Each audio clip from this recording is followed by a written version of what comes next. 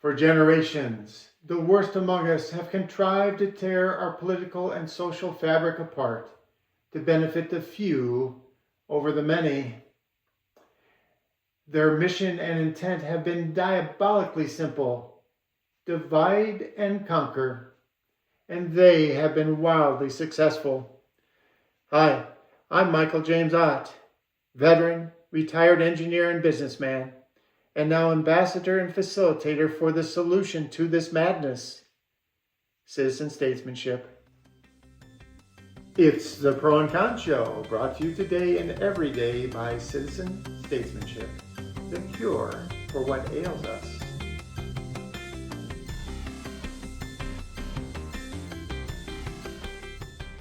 Welcome to the Pro and Con Show. I am Michael James Ott. And I'm Ben McLaughlin, and we are your co-hosts for today's show.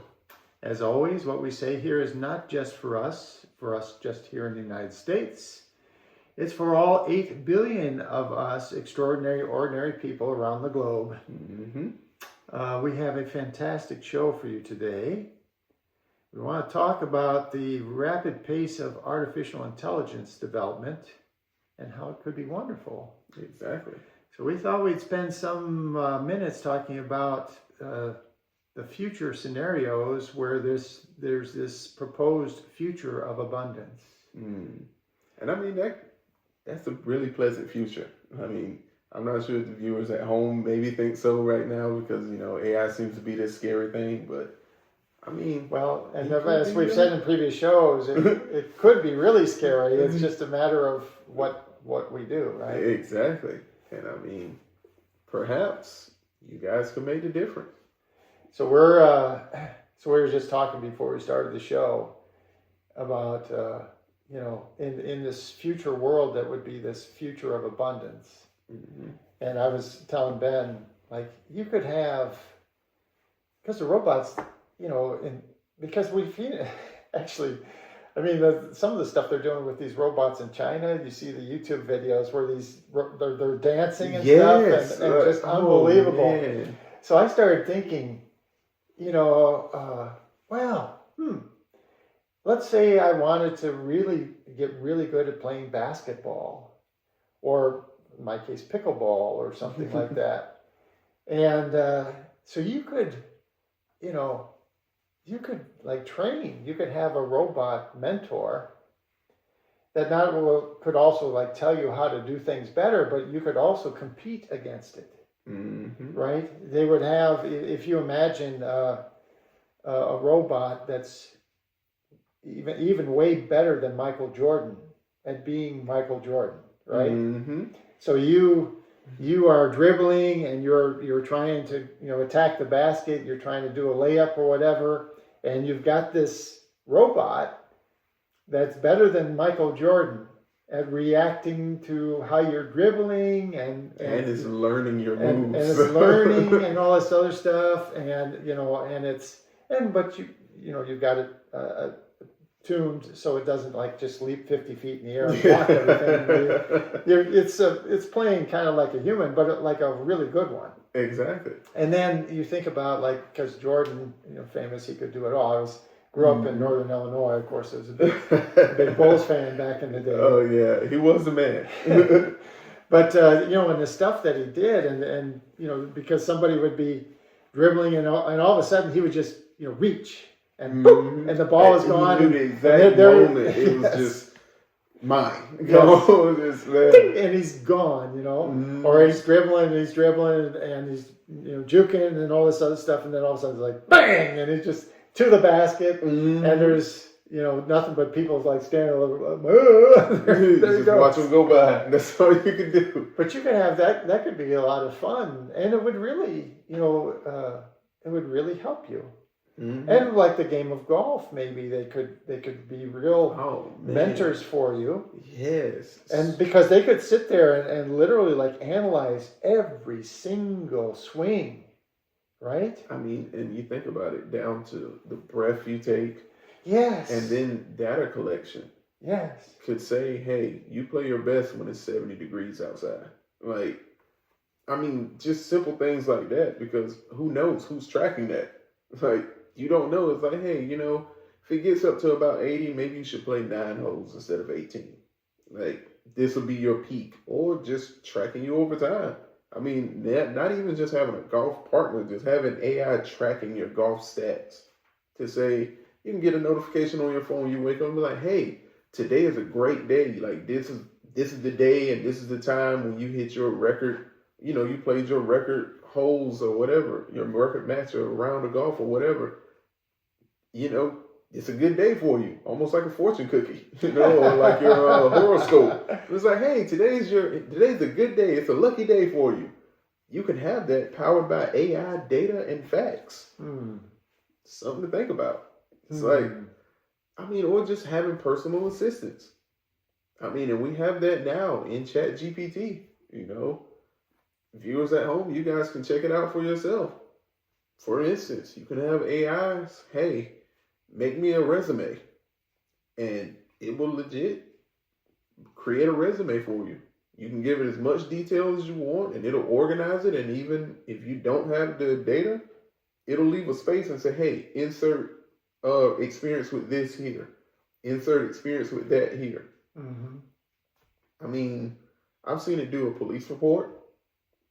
Formatted and all. Just general things. It's pretty amazing what it can do. Even seen people use it for budgeting.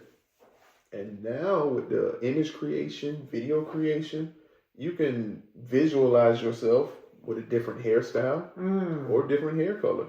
True, absolutely. I've actually done that for my girlfriend. So, she wanted her hair done a certain way. I took a picture of her, a picture of the hairstyle that she sent me, told ChatGPT, give the woman on the left the hairstyle of the woman on the right. And it looked really good. There were 2 different hairstyles. It was a side profile of this style and a front profile of her. And it made it look like the front profile of what this hairstyle should look like with the color on her. And it was amazing. It definitely can be handy. So in this, what you're talking about, you mentioned personal assistant. And so in the future, Ben, so this now we're 10, 15 years from now or whatever, and you have this unbelievably capable personal assistant. What do you think you would have? What would Ben have a personal assistant do for him? Would it be mow the grass, or what are the things that you might have it do? What do you think? Just make life a little less complicated. So this personal assistant, little tasks in the house that can be tedious. Dishes, unloading the dishwasher, loading the dishwasher, or hand washing in some cases. Organizing the kitchen, because, having a kid, things can sometimes get chaotic. Organizing the fridge. Maybe folding laundry, because that's always the hardest part. But also, I think about just in a day-to-day wellness benefits of it. Imagine if you had data and analytics to tell you when's the best time to take a vacation. Because, you may be stressed out from work, and it's like, not when you want to. We're used to planning out when we want to, but when you have someone to say, hey, you should probably take a week off next week. That'll be very beneficial to you at this point. You should, or now's a good time for you to visit this place that I know you like. Just things like that. To have someone, because AI, the capabilities, the possibilities are almost endless. You're talking about someone that can have eyes everywhere all at once. Like, something as simple as seeing the leaves change color in Gatlinburg. It's an estimation. You don't really know when the leaves are going to be at their peak. But if you have AI, they can sit there and tell you, based on my calculations, this weekend is the best time to go and see the fall colors in the mountains. Because, it turns fall there when it's still warm here. By the time it gets cool here, the leaves are already on the ground. It's about to snow. But just simple things like that I think could benefit, not just me, everybody. And I think that, as it gets to be more developed, I think that more people will actually adopt it just because it'll be so practical. It's basically Siri on our phones, Right. Everybody's used only, to only a really good Siri as opposed exactly, to or kind or of fairly Alexa. dumb Siri that's been around Or for Alexa. a long I know time. some people are like, when on iPhone 4S, when Siri was first a thing, they were like, oh, I don't want that. Oh, this listen to you and all this. Those same people now have Alexa. Mm-hmm. It's like, it's kind of convenient now. It's Oh yeah. I was thinking because I bought a Tesla, mm-hmm. and the reason why I bought a Tesla is I enjoy driving, but I don't enjoy driving like really long distances. It's just boring. It's just boring. It's boring. It's boring. And you sit there and you just drive and you just can't wait for it to get over. You can't. And you can get tired and all kinds of stuff. And so at one point a year or two ago, I was like, well, I think Tesla, and this is not an advertisement for Tesla, and certainly not an advertisement for Elon Musk. It was definitely a NARSOLE, by the way. But even so, I was like, well, this self-driving thing seems like it's getting pretty close. Mm-hmm. And so I went ahead and, as it turned out, they were having massive discounts at that time on Tesla cars for various reasons. They were trying to make sure they met, increased sales yet another year, and it wasn't going well. So they discounted like crazy because they wanted to get buy these cars. They wanted to get them out the door.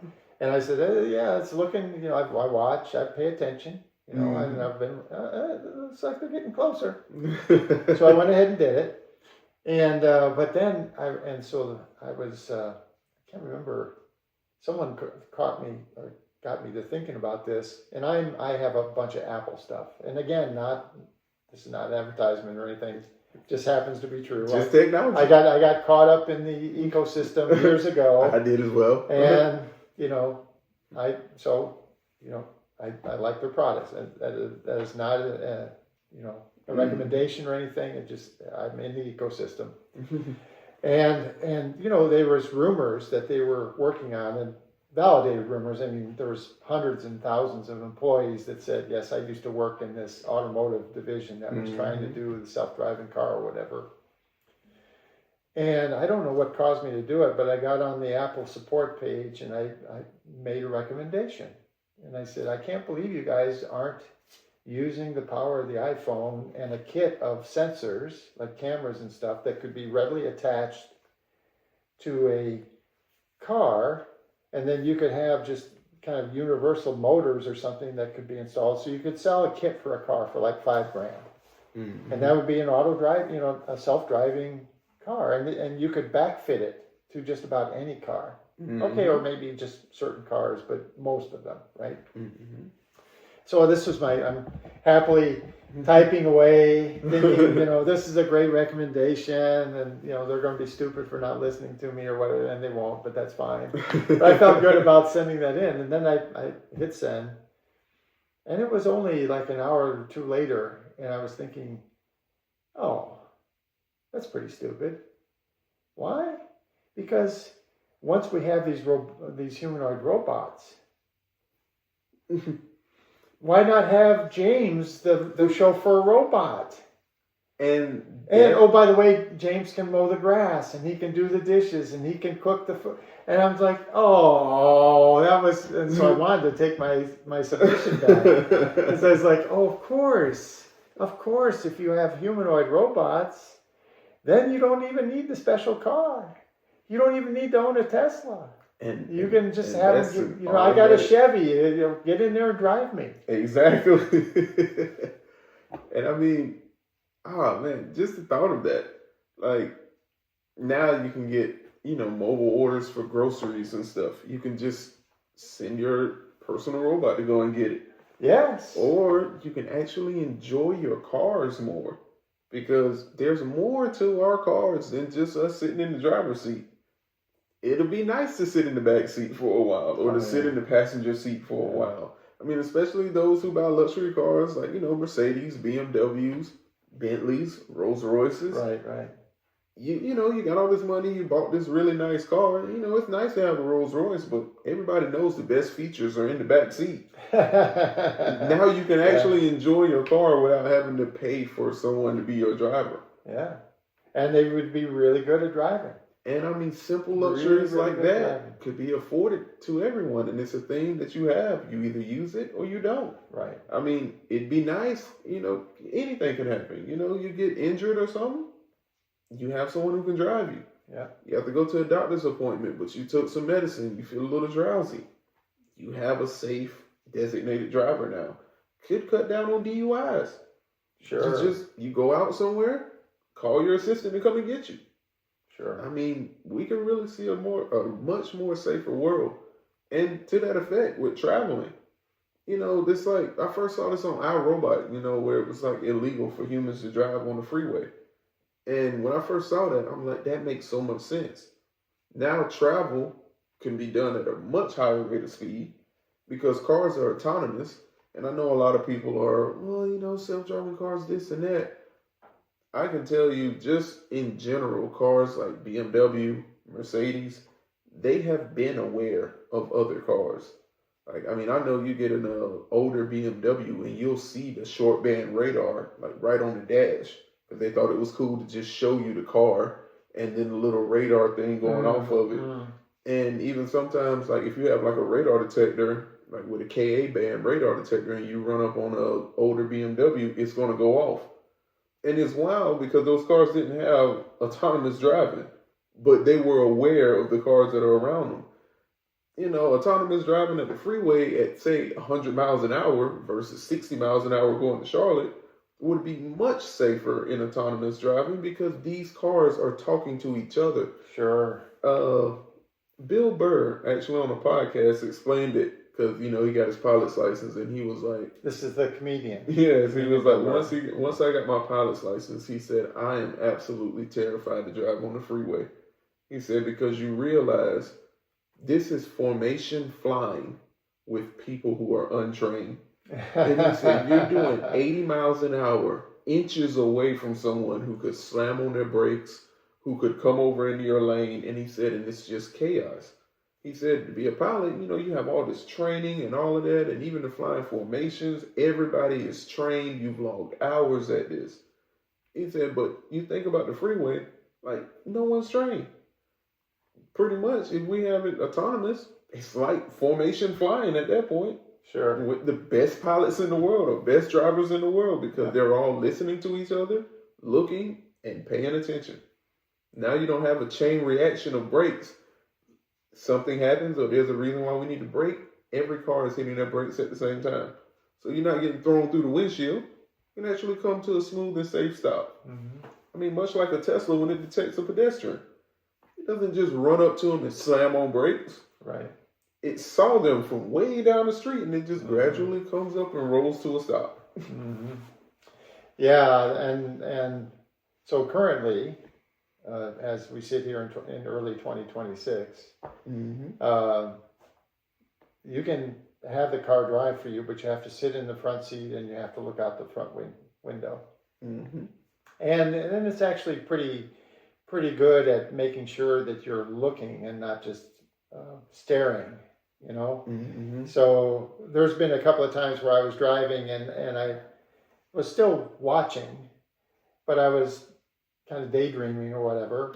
And just in a daze. But not I wouldn't call it a daze, but you know, if you're on a highway back in the middle of nowhere and there's no other cars and you're going down the street, you're not worried about collisions or anything too much. So you're just kind of, you know, cruising. Yeah, just chilling, enjoying the view. Just kind of chilling, and you're just kind of, you know, in my case, I was thinking. You know, I was thinking about citizen statesman stuff, actually. And so I was, you know, I definitely, if anything had jumped out in front of me, I would have reacted or whatever. Or other cars, I would have, you know, changed my mind and started thinking more. But and so the thing would warn me. It's like, hey, pay attention to the road. Because I guess my eyes just kind of, you know, were fixated, if you will. And I'm like, okay, great, fine. Well, but to your point, in the future, I can't wait. I've driven myself and most of the people in my life, I've driven them.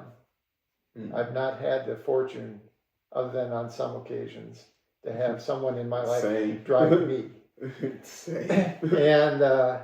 and you know, if it's someone that you trust, it's really nice being driven, actually, to your point. And then really my intent is that someday this Tesla, and then some future day, maybe 10 years from now, it's a humanoid robot that'll drive my other car. But anyway, that thing will do it. And I can just relax. Exactly. Because I would love to do nothing but read a book, take a nap, have a snack, you know, watch a movie. I mean, you could, you know, as you're going down the highway, you could just go. You can't beat the peace of mind that comes with it. It's just driving such a stressful and like worrisome thing. It's just now a moment of tranquility and peace. And just to mention it, even though you still have to pay attention, I do find that I enjoy the tranquility of having the car, you know, do the work. So now I'm more just like making sure that some wacky, crazy thing doesn't happen. But otherwise, the car is worried about how fast I'm going. Yes. And whether I'm doing the speed limit or not. And the car is worried about whether I'm stopping at the stop sign. And the car is worried about, let's say it's a four-way stop, who has the right of way. The car is worried about all that stuff. Exactly. And it's been, you know, it's been pretty darn impressive. I mean, on what it has come up against. It's like just random events in the highway. Yes. And how well it handles it. I mean, I can just say, I didn't mean to cut you off, but that was my first experience in a Tesla when I rode with you, and I've done it in other cars. To think that these bigger companies with way more money are so far behind is mind-boggling. I mean, I've been able to do self-driving like on the highway, and I mean, even still, you know, I have it in and it's driving, and if I need to switch to another lane, it comes up and says, hey, check traffic to go to the next lane. And as soon as you look, the car is going that way. Or, you know, it's not turn by turn. It's just, you know, if you're going down the highway, you can set it. It's basically cruise control, but it's just going to take over steering for you. Right. And certain parts of the highway, it'll just come up with a notification and say, hey, take over immediately. Right. And turns off cruise and everything. You got to grab the wheel and get back on the gas for a minute. Then you can turn it back on. Right. But that Tesla, to be able to sit in the driveway, put in the GPS where you're going, and press a button and it goes. I mean, the fact that it saw the guy with the stop signs, you know, the construction zone saying, you know, stop, slow. Yeah. That is mind-boggling. Like, that is impressive.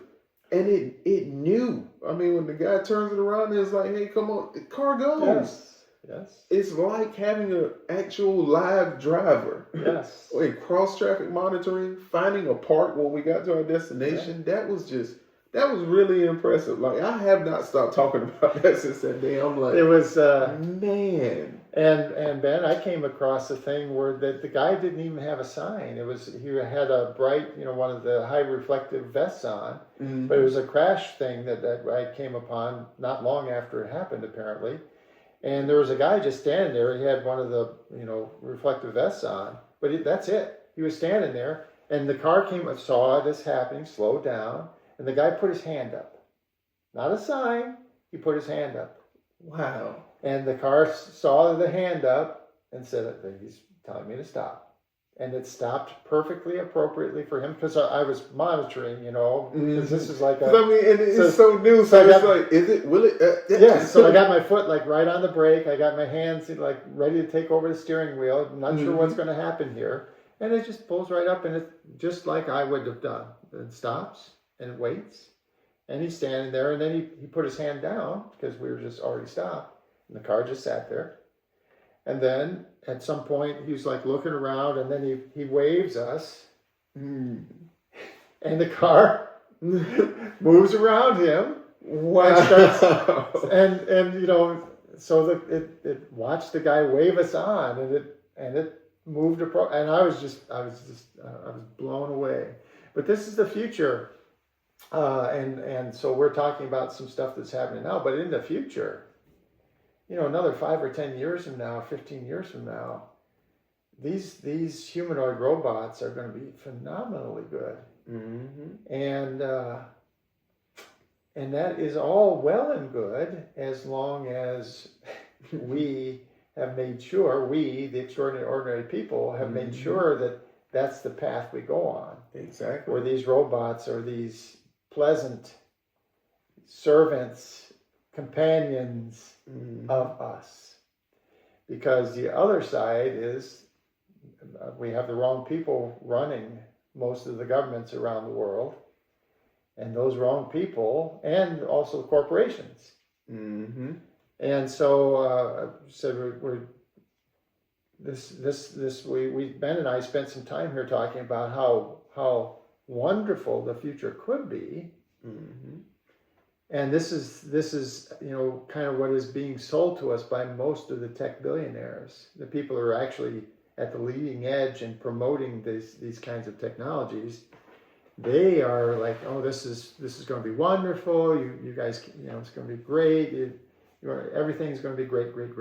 And so, therefore, don't stop us. Don't regulate us. Don't slow us down. We need to go headlong into artificial intelligence and widespread deployment, because they're billionaires running billion trillion-dollar corporations, and they're NARSOLES. Exactly. They want to make more money. It's never enough. Like, hey, don't regulate us. I'll be on my yacht over here in the meantime. And they want, they want everyone to be envious of them and pat them on the back and tell them how wonderful they are. This is, again, this is why it's clearly obvious that Elon Musk is a narsole, because he's all about that. He can't wait for people to tell him how wonderful he is and how smart he is. He just loves to. And he has to have his exclusive toys. Yes. It's like, I'm going to show you the future and how cool it could be, but these are mine. So now that we spent a little bit of time talking about how wonderful it could be, now it's important to emphasize that the probability is pretty low that that's going to happen unless we change. Unless we change the way that we do this stuff. So, and again, from time to time, because hey, it's a tool. We've used Chat GPT, and we started talking about, well, what would these futures look like? And so we were just envisioning some of the specifics, but what would these futures look like? And so one of the things is this optimistic scenario where governance is solidly behind the average people. And these technologies are being deployed amongst us, and everyone's happy about it. So you've got these assistant robots. You've got medical doctors that make house calls. Again, they're robot doctors. And I think in previous episodes we talked about, wouldn't that be great, right? Yeah. You're feeling bad, and whatever happens at the time, maybe there's a sensor inside you, and the robot just comes to your front door, right? Yeah. And then comes in, and he's, even as it walks in, hey Ben, how you doing? And I see that I see your colors, and I'm detecting some temperature fluctuations, and the way you're sweating and stuff. I think you should sit down, because I think my initial indication is that you're having a heart attack.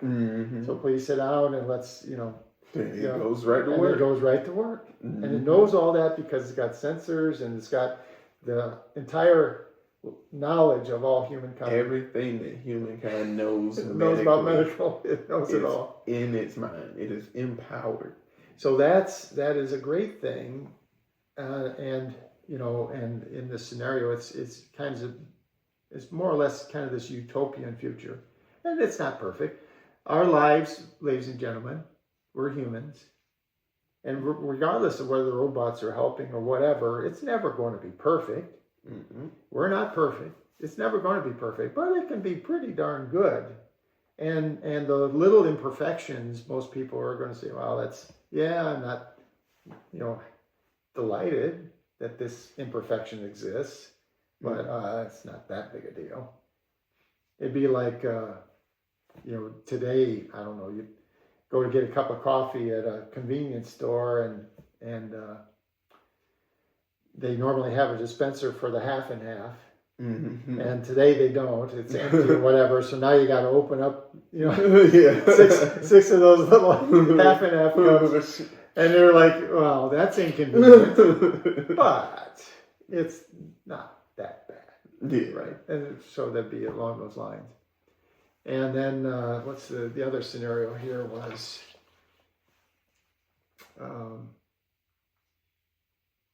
so the first scenario is basically they're kind of doing everything for us, and we can just kind of do what we want.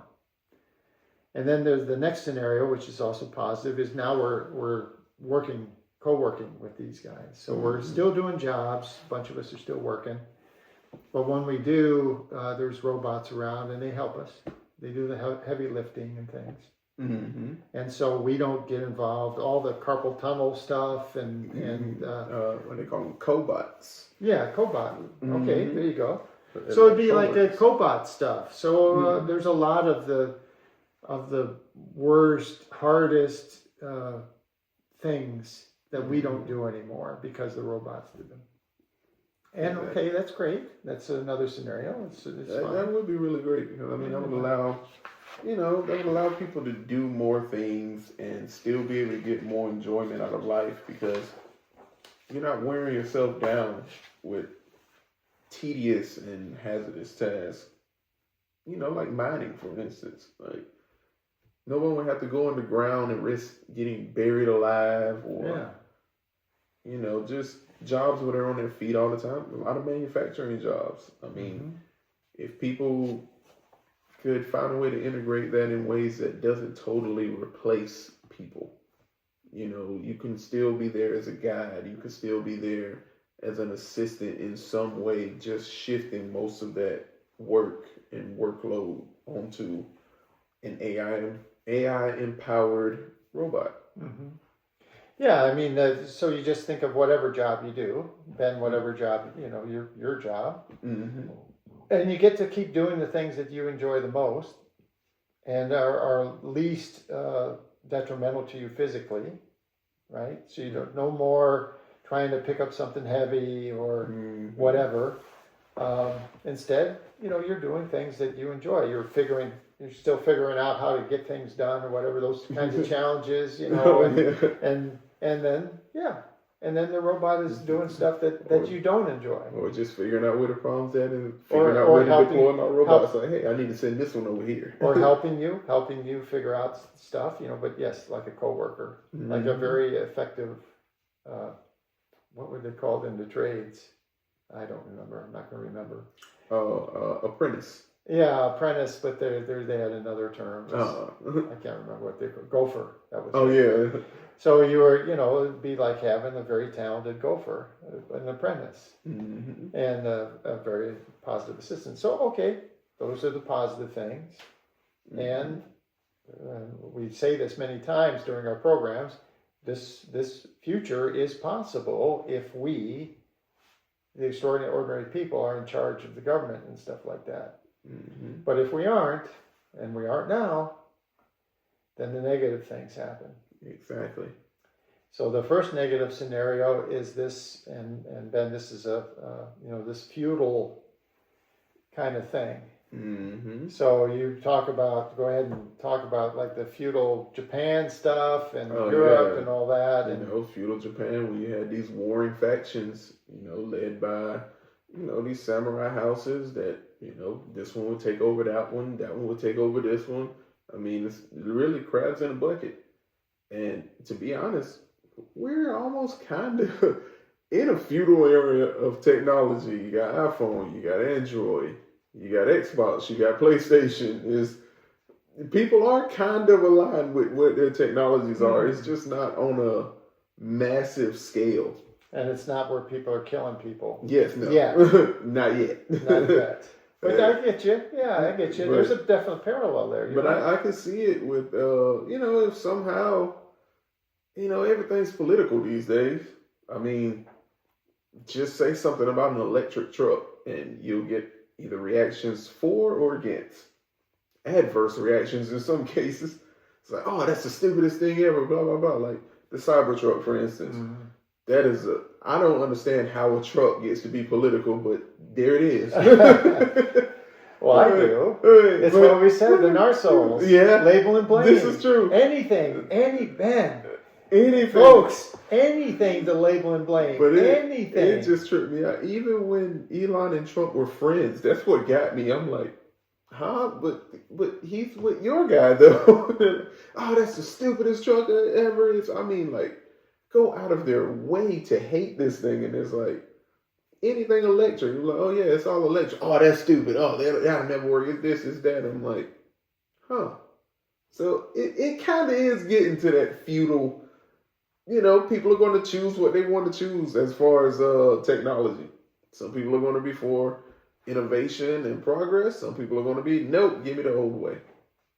But the overall scenario is rather bleak because you're going to have I'm more familiar with European history, and those old feudal lords. They had like these walled cities, and and then of course, and Europe was famous for it for centuries, wars and wars and wars and wars and wars, and the countries in Europe are really relatively small, and that's the reason is you had these feudal lord guys, and they were constantly arguing over turf, and they established their own languages and they established their own cultures, and again it was all about label and blame, separation, divide and conquer. It was divide and conquer.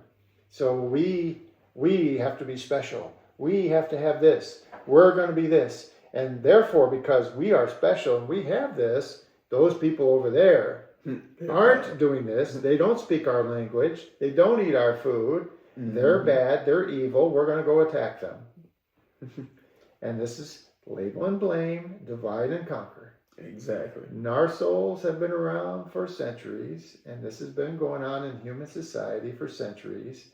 And if we don't fix this, then when artificial intelligence comes in, and we talk about this rapid change that we've talked about, how the whole economic paradigm over the next 5 years or so could just get flipped upside down, whatever you call it, upside down, inside out. What was it called in Stranger Things, the upside down? Oh, whatever? Yeah, the upside down. Our economy, the paradigm that we have operated on for more or less a few centuries now, it could be the upside down. It could be like just totally blown away. It's going to be devastating. I think at first in any of these scenarios, because, across the spectrum, age, race, religion, I've seen a lot of people that are just opposed to AI. And I don't think that people understand you don't have to be an early adopter. You don't have to accept it. You don't have to incorporate ChatGPT into your life or whatever. But you do need to be aware of it. You do need to be educated on what AI is and what it is capable of. Because, just down to AI videos. I can generate a fake news story right now off of my phone. And I can make it say whatever I want to in 5 minutes. I can have that, complete with images. And to the untrained eye, that could go viral. And I've even seen a news station report on an AI video. Yes, absolutely. And didn't know that it was a fake. They just took it and ran with it. Right. This is dangerous. And just things like that. People need to understand AI is essentially a consciousness to the internet. If you are uneducated about it and you cannot think for yourself when it comes to using your own discernment for AI, it is going to think for you. And therein lies the problem.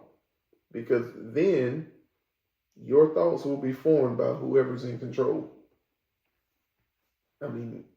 People have to get educated about it. Yeah. Yeah, we're not going to bother. But what he was just saying is right in this write-up that ChatGPT talked about how, the algorithms will be controlled and people will be, they'll be told what they want to be told, what the NARSOLES want them to hear. And you only know what you know. Exactly. And so then they can control you. And just to maybe give another analogy to really emphasize what Ben was just saying. It's like living in the the Northwest, and they do all kinds of logging out there. And to be walking down the highways out there in the Northwest and not recognize that logging trucks are a thing. And these things, and so just, the analogy is not paying attention to artificial intelligence is just like walking down the highways in the Northwest, assuming that logging trucks don't exist. And not that, and I'm not being disparaging about logging trucks. I'm just saying that these things are massive, heavy things, and they're flying down the highway, and they got some load and momentum and stuff. Oh, and, God help you if you're standing in front of one, because the driver can't do anything. It's going to be, if you it comes around a curve or something or other, and you're standing in the middle of the highway, you're dead. It's going to take you out and this is artificial intelligence. Artificial intelligence, just like one of these logging trucks, it's this big, massive thing. It's flying down the road, and you need to be aware that they exist, and you better be ready to either figure out how to drive it yourself or get out of the way. Exactly. But you got to be able to recognize and say, something about this isn't quite right. Or to know, even for security reasons. It's only a matter of time until you actually get a FaceTime from your long lost relative, your daughter, your granddaughter, asking for money, and you send it thinking that that's her, and you didn't know that now AI can fake a FaceTime call. Sure. This is the education that people need to know and be aware of, because, that's an extreme example, but it's possible.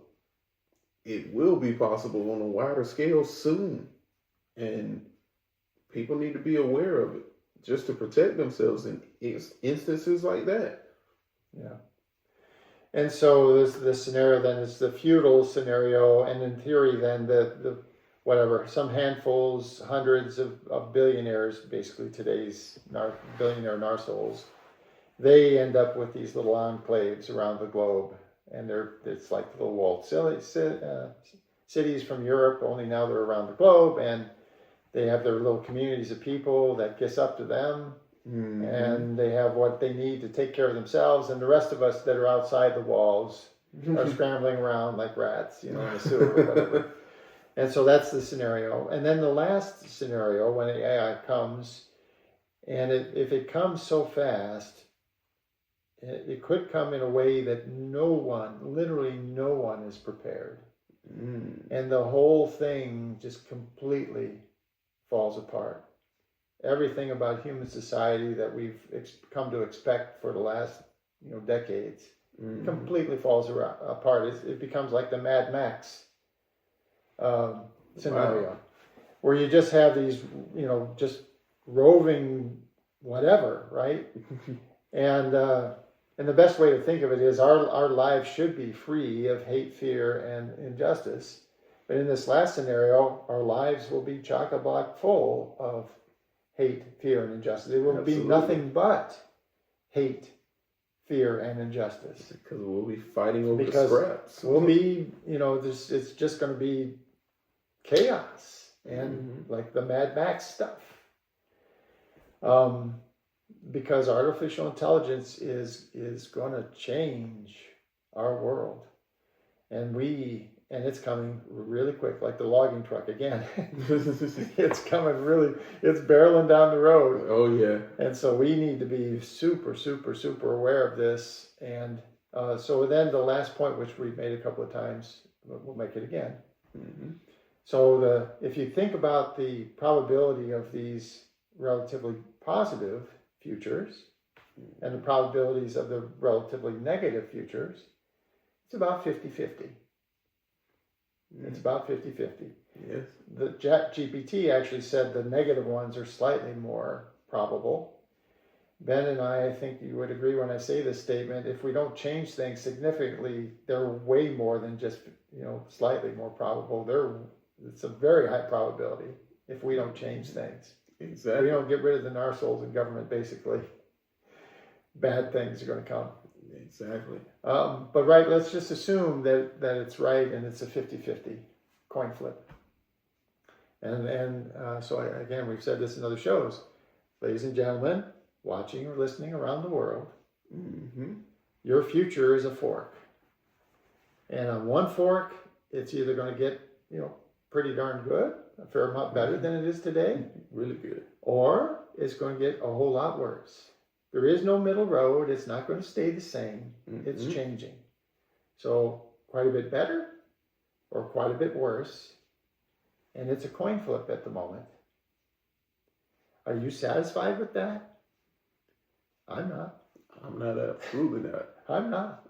And I do not want to, for all the people that I know, all the friends and acquaintances and stuff that I've known over the years, these people are my life. And I want, positive things for them. I care for them. And then again, the NARSOLES, they don't care. They don't care about humans at all. They don't care. They'll tell you. Oh, they'll be very charming and they'll tell you how much they love you. They'll tell you how much they care. They don't mean a word of it because that's what NARSOLES are. By definition, that's their pathological liar, charming, creative. anything to get what they want. Anything to get what they want. They're exceptionally good at distracting and cheating, in our ability to understand whether they're lying to us or not.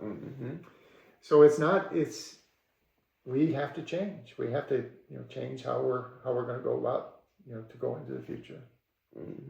We do. So anything else you think of that you want to mention before we go ahead and kind of close up the show? I mean, just again, guys, do your research. Learn about AI. Understand it to some degree.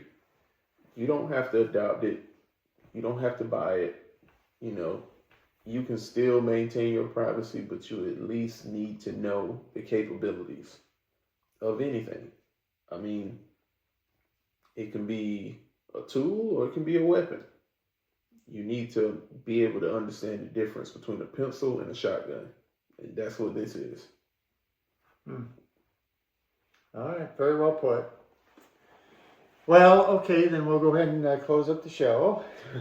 So here's the Pro and Con show. Again, we are testing to the fact that you don't hear about sponsors or advertising here. That's not what we're about. We're not about making money.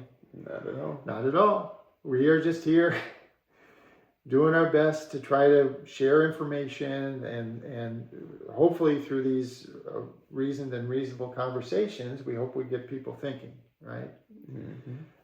So we guarantee you'll never see us take money or hear about us taking money from, being influenced by corporations or individuals of wealth. We don't, like we were saying, we don't want your money. We don't want your time. We don't want your adoration. Nothing. We don't want any of that stuff. We want citizen statesmen. We want people like you, which the rest of us will vet. But we want to randomly select people like you. And then we want to say, okay, of the 10 people that we randomly selected, these 2 or 3 we think are the best. And then, okay, you need to serve us. You need to serve in an elected office. You need to be citizen statesmen. And when you do that, all kinds of great things are going to be happening. It won't be perfect still. No. But it'll be, oh my God, it's orders of magnitude better than what we've had, especially as it gets worse and worse. It's going to be orders of magnitude better than what we're going to have. Because we won't have people trying to protect the political party. We'll have people actually fighting for and doing the work that they believe in.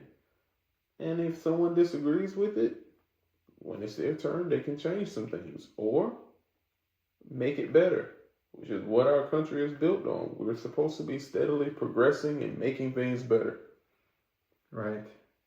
We the people in order to form a more perfect union. Mm-hmm. It's the first 15 words of the preamble. If you take a few words out of that, we the people perfect the union. Mm-hmm. We the people perfect the union. And it's constant work. And it's constant work, and it's never going to be perfect. But we are working, that's democracy. That's good governance. In an ever-changing world, because, we have to make changes. Yes, things change. And so you have to adapt, and you learn. You learn more and more. Mm-hmm. And as you learn, some of the things we were doing, that wasn't a good idea. And so we're going to do something else. Exactly. That's fine. You just, again, you perfect the union. But we have to... Our job is to perfect the union, but it'll never be perfect. Exactly. We have to do it. And, as we go and as we grow, rather than looking back generations and decades later and saying, oh, wow, that was a crazy law. Mm-hmm. Like the one that they had about being able to beat your wife at the courthouse or something like that. Yeah, it was like a law for that. Really? In South Carolina? Or South Carolina. Really? It was a law that made it legal to beat your wife on Sunday on the courthouse steps after church. Really? They had to strike it from the books. Of course, the laws of assault and battery and stuff like that came later. But yeah, that was a thing. That was a thing here in the state of South Carolina. Was that a state law or was that like a local thing? I think it was more local down near the Low Country, like I want to say it was like Camden or somewhere around there. But so that was a law. But it was also like even in my hometown of Florence, it was illegal for anyone to play pinball under the age of 12 years old. They called it a gambling machine, so you couldn't play pinball.